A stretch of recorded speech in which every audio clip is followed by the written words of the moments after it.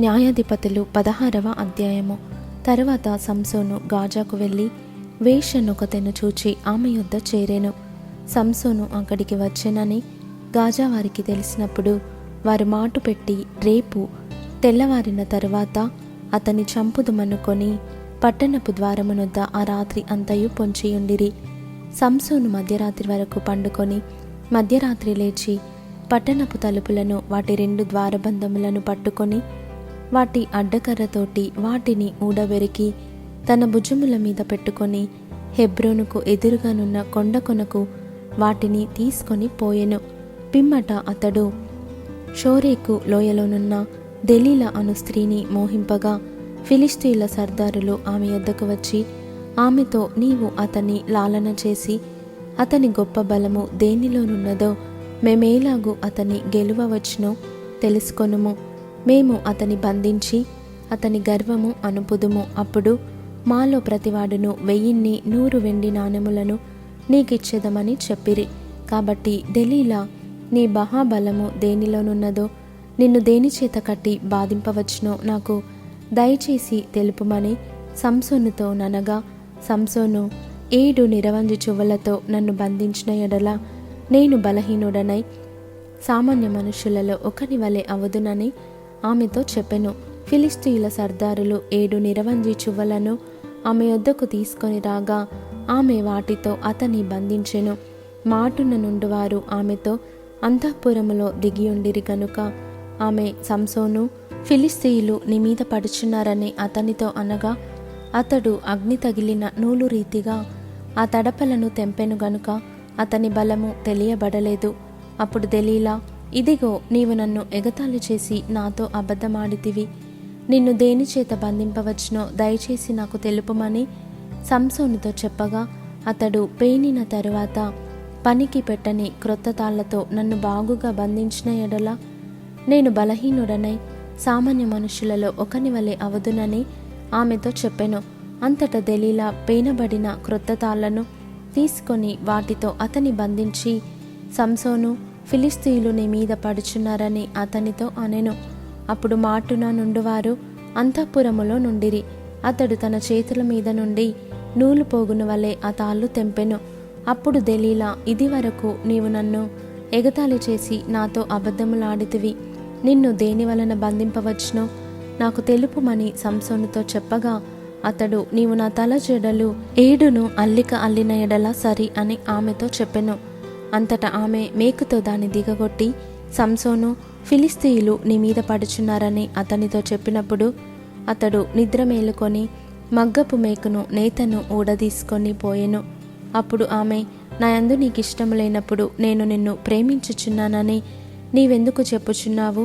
ఇది వరకు నీవు ముమ్మారు నన్ను ఎగతాళి చేసి నీ గొప్ప బలము దేనిలోనున్నదో నాకు తెలుపకపోతివని అతనితో అనెను. ఆమె అనుదినమును మాటల చేత అతని బాధించి తొందర పెట్టుచున్నందున అతడు ప్రాణము విసికి చావగోరెను. అప్పుడతడు తన అభిప్రాయమంతయు ఆమెకు తెలియజేసి, నేను నా తల్లి గర్భము నుండి పుట్టినది మొదలుకొని దేవునికి నాజీరు చేయబడిన వాడనై యున్నాను. నా తల మీదికి మంగళ కత్తి రాలేదు. నాకు క్షౌరము చేసిన ఎడల నా బలము నాలో నుండి తొలగిపోయి ఇతర మనుషుల వలె అవదునని ఆమెతో అనెను.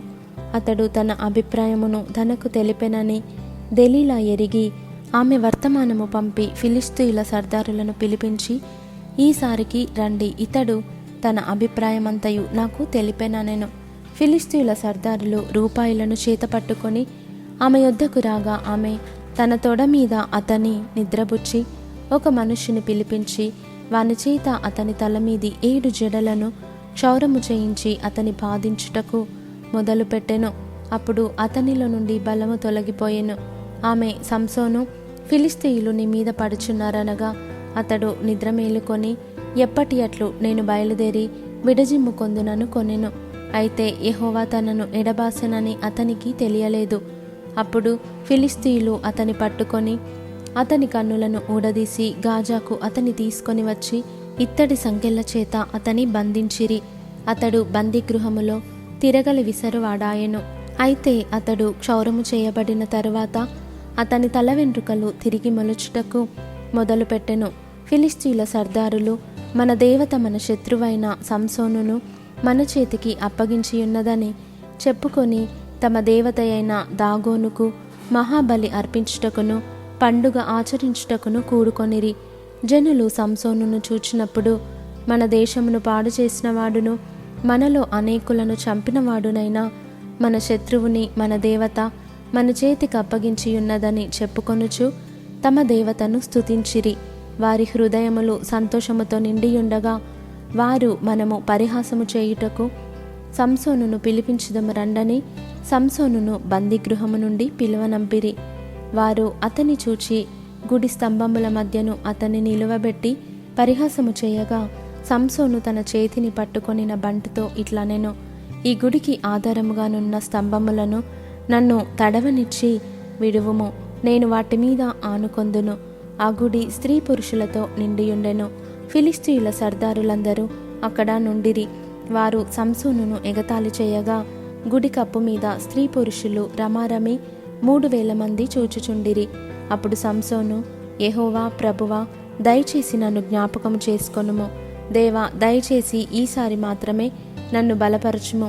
నా 2 కన్నుల నిమిత్తము ఫిలిష్తీయులను ఒక్కమారే దండించి పగ తీర్చుకొననిమ్మని యెహోవాకు మొరపెట్టి ఆ గుడికి ఆధారముగానున్న 2 మధ్య స్తంభములలో ఒకదానిని కుడి చేతను ఒకదానిని ఎడమ చేతను పట్టుకొని నేనును ఫిలిష్తీయులను చనిపోదుముగాక అని చెప్పి బలముతో వంగినప్పుడు గుడి ఆ సర్దారుల మీదను దానిలోనున్న జనులందరి మీదను పడెను.